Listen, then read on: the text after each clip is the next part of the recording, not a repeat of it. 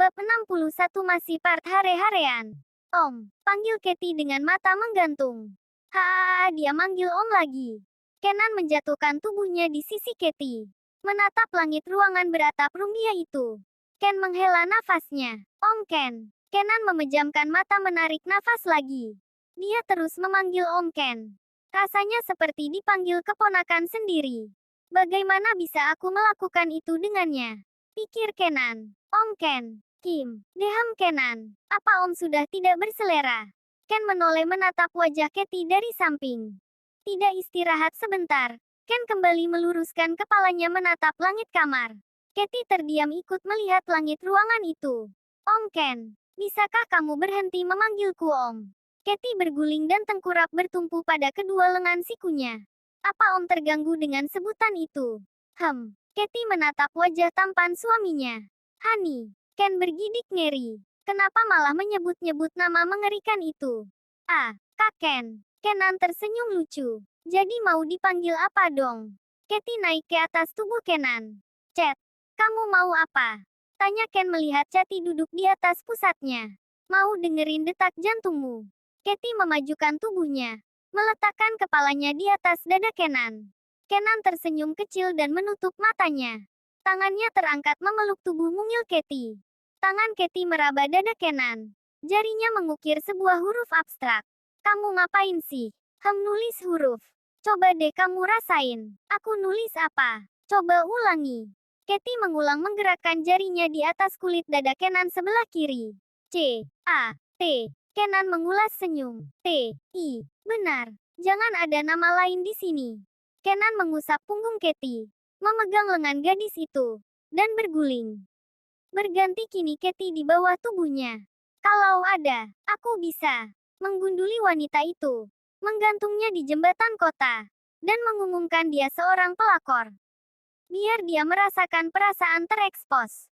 Jawab Katie enteng. Ken melihat Cathy dengan pandangan berbeda. Apa ada nama lain? Tanya Katie memandangi mata Kenan. Ken tersenyum kecut. Om, tidak boleh. Om sudah menikah dengan Chet juga. Mata Katie menyipit. Katie mengalungkan tangannya di leher Kenan dan berguling. Kini berubah Ken yang berada di bawah tubuh Katie. Om juga sudah melihat dan menyentuh tubuh.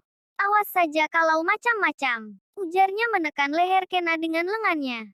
Ken tersenyum lucu. Bagaimana kalau kau yang macam-macam? Ken memutar tubuhnya kembali mengukung istri kecilnya. Aku kan memang tidak pernah macam-macam, Om. Elak Katie. Membingkai wajah suaminya. Dan melumat bibir pria tampan itu. Dasar iblis kecil. Desa Ken membalas ciuman istrinya. Sudah kubilang jangan memanggilku Om. Ken menggeser bibirnya ke bawah.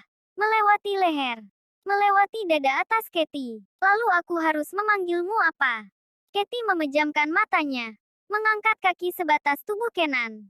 Terserah yang penting jangan panggil aku Om. Ujar Ken menggulung permen favoritnya. Bermain dengan nakal di pucuknya. Baiklah Ken. Katie mengerjap-ngerjapkan matanya. Berulang kali melenguh oleh setiap sentuhan bibir Kenan di tubuhnya. Ken melanjutkan aktivitasnya. Peluk Ken semakin mengucur deras. Tangan Katie mencengkram kuat selimut yang sudah tak jelas di mana rimbanya. Mulut Katie terbuka semakin lebar. Tubuhnya sedikit terangkat hingga menempel dengan dada bidang suaminya. Ken menggigit dan menghisap tengkuk leher Katie. Ken memberikan hentakan terakhir tubuhnya. Sebelum tubuhnya menjadi sama lemasnya dengan istri kecilnya. Kenan menelusupkan tangannya ke punggung Katie. Berguling hingga berubah posisi sebaliknya. Ken tak sampai hati jika terus menindih tubuh mungil itu. Chat, lirihnya. Apa kau sudah tidur? Tak ada balasan. Kenan menarik selimut dengan ujung jari kakinya. Lalu menyautnya dengan tangan. Menutupi sebagian tubuh Katie dengan selimut. Ken memejamkan matanya memeluk erat tubuh istrinya mengusir hawa dingin yang menusuk tulang. Meski panas di tubuh mereka sepenuhnya padam. Bab 62. Masih sedikit hari jare pagi itu mentari bersinar di ufuk timur. Membelah kabut. Mengusir pekatnya malam dengan kilauan cahayanya. Mata Ken mengerjap. Sinar mentari menerpa wajahnya melalui celah di antara dinding kayu jati. Pagi hari yang disambut senyuman olehnya. Wajah Katie lah yang pertama dia lihat ketika membuka mata. Pagi masih sangat dingin meski sinar matahari mencoba menghangatkan bumi sehabis gelap. Ken mengeratkan pelukannya. Mungkin karena terlalu lelah. Cathy bahkan tidak bergerak sedikit pun. Atau karena di sampingnya adalah Kenan. Hingga tidurnya tidak barbar seperti saat Hani menyelinap tidur di ranjangnya. Kenan mengulas senyumnya. Apa begini ya kalau sudah punya istri? Pagi aja jadi malas bangun. Karena hawa dingin membuat gairah meningkat tajam. Pikir Kenan mengangkat dagu Cathy yang masih terlelap. Menyesapnya kuat-kuat. Menggelitiki bibir yang masih setia mengatup rapat. Ken menjadi tak sabar. Menatap wajah istrinya dengan kesal. Netranya memicing sebelah. Ken melepas pelukannya. Tangannya mulai nakal menjelajahi tubuh istrinya. Satu bermain dengan pucuk beracun. Dan satu lagi bermain dengan lidah ganas di bawah sana. Mulut Cathy refleks terbuka. Dengan cepat tanpa menyia-nyiakan kesempatan Ken melumat mulut Cathy. Menyusup jauh ke dalam rongga mulutnya. Membelit lidah dengan antusias. Sial malah jadi on fire nih. Batin Kenan. Kenan berguling. Menindih tubuh Cathy. Membelah lagi kaki istrinya. Memposisikan diri siap menembak. Dia masih di mulut goa. Siap menerjang masuk menyemburkan hawa panas ke dalamnya.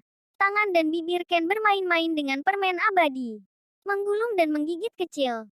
Jari jemarinya mengulik lalu menyentil pelan. Cathy melenguh. Di tengah kantuknya yang mendera. Godaan yang Ken berikan memaksanya untuk sadar perlahan. Menikmati deyaran yang menyebar di seluruh tubuhnya. Dalam posisi itu, Kenan sangat siap memasuki goa yang terus menariknya semakin ke dalam. Cathy melenguh. Ken terdiam. Menghentikan aktivitasnya. Melepas gulumannya. Menatap wajah cantik Cathy yang memang sudah menggemaskan dan semakin menggemaskan pagi ini. Mata gadis itu masih terpejam. Ken menjatuhkan tubuhnya ke samping Cathy. Sialan. Umpatnya menutup matanya dengan lengan kirinya. Beberapa saat hanya seperti itu. Lalu Ken bangkit dan menyelimuti tubuh Cathy yang masih meneruskan tidurnya. Ken memasuki kamar mandi yang memang disiapkan di belakang bangunan kayu itu. Mengguyur tubuhnya dalam hawa dingin yang semakin dingin dengan air yang menyegarkan pagi itu. Ken sudah bersiap. Mendekati Cathy yang masih memejamkan matanya. Ken menggoncangkan bahu gadis itu. Cathy, jadi mau beli baju nggak? Jadilah.